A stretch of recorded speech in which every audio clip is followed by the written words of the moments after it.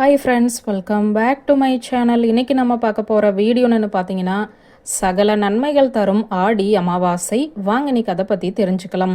ஆடி மாதம் என்றாலே அது அம்மனுக்கு உரிய மாதம் என்பது நமக்கு நன்றாகவே தெரியும். அந்த ஆடி மாதத்தில் வரக்கூடிய அமாவாசை என்பது மிகவும் சிறப்புக்குரியதாக கருதப்படுகிறது. புராணங்களிலுமே ஆடி அமாவாசை பற்றி சிறப்பாக கூறப்பட்டு இருக்கிறது.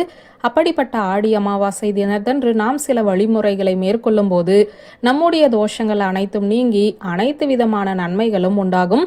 அந்த வழிமுறைகள் பற்றித்தான் இப்போது பார்க்க போகிறோம். ஆடி அமாவாசை என்பது வருடத்திற்கு ஒரு முறை வரக்கூடியது.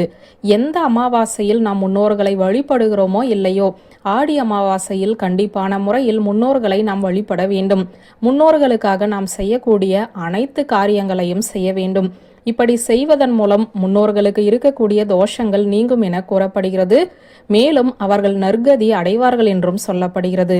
அதனால் அவர்களின் அருளும் நமக்கு பரிபூரணமாக கிடைக்கும். மகாபாரதத்தில் மகாவிஷ்ணு தர்ப்பணம் செய்வதை பற்றியுமே கூறியிருக்கிறார். அப்படி கூறும்போது ஆடி அமாவாசை தினத்தில் முன்னோர்களுக்கு தர்ப்பணம் செய்வதன் மூலம் பித்ருக்களின் பாவம் நீங்கும் என்றும் கூறியிருக்கிறார். அதே போல கருட புராணத்தில் எள் கலந்த நீரை இறைத்து தர்ப்பணம் செய்ய வேண்டும் என்றும் கூறப்படுகிறது. இப்படி கொடுப்பதன் மூலம் மகிழ்ச்சி ஏற்படும், வெற்றி உண்டாகும், கடன் தொல்லை நீங்கும், எதிரிகள் அழிவார்கள், பூர்வீக சொத்து சேர்க்கை உண்டாகும், நீண்ட ஆயுள் ஏற்படும், வம்சம் விருத்தியடையும், சகல நன்மைகளும் உண்டாகும் என கூறப்படுகிறது. இதோடு மட்டுமல்லாமல் ஒவ்வொரு மாதமும் அமாவாசை தினத்தன்று முன்னோர்களுக்கு நாம் படையலிட்டு வழிபாடு செய்ய வேண்டும். அப்படி எல்லா அமாவாசையும் செய்யாவிட்டாலுமே ஆடி அமாவாசை கண்டிப்பான முறையில் படையலிட்டு வழிபாடு செய்ய வேண்டும். இப்படி வழிபாடு செய்து முடித்த பிறகு காகத்திற்கு உணவளிக்க வேண்டும். காகத்திற்கு உணவளித்த பிறகுதான் வீட்டில் இருப்பவர்கள் உண்ண வேண்டும். இப்படி செய்வதன் மூலம் முன்னோர்களின் ஆசி கிடைக்கும் என கூறப்படுகிறது. இப்போது ஆடி அமாவாசை தினத்தன்று சில வழிமுறைகளை நாம் மேற்கொள்ளும் போது முன்னோர்களின் ஆசி நமக்கு கிடைக்கும் என சொல்லப்படுகிறது. அவற்றை தான் பார்க்க போகிறோம். முன்னோர்களுக்கு நீர்க்கடன் செலுத்த வேண்டும்.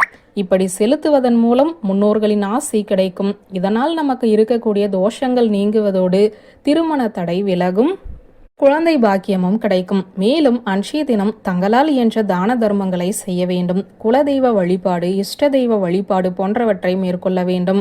வறுமையால் கஷ்டப்படுபவர்களுக்கு உணவு தானம் அளித்தல், நீர் தானம் அளித்தல், பானகம், மோர், ஆடை தானம் அளிக்க வேண்டும்.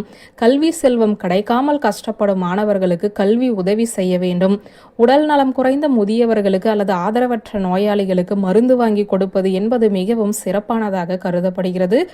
இவை அனைத்துமே ஆடி அமாவாசை தினத்தில் தான் செய்ய வேண்டும் என்று இல்லை. ஆடி மாதம் முடிவதற்குள் நாம் செய்தாலே நமக்கு சகல விதமான நன்மைகளும் உண்டாகும் என்று கூறப்படுகிறது. தங்களால் இயன்ற ஏதாவது ஒன்றை முழு மனதோடு பிறருக்கு உதவி செய்வதன் மூலம் நம் வாழ்க்கையில் இருக்கக்கூடிய தோஷங்கள் நீங்கி நன்மை உண்டாகும். வியூவர்ஸ், இந்த வீடியோ உங்களுக்கு பிடித்திருந்த லைக், கமெண்ட், ஷேர் பண்ணுங்க. நன்றி.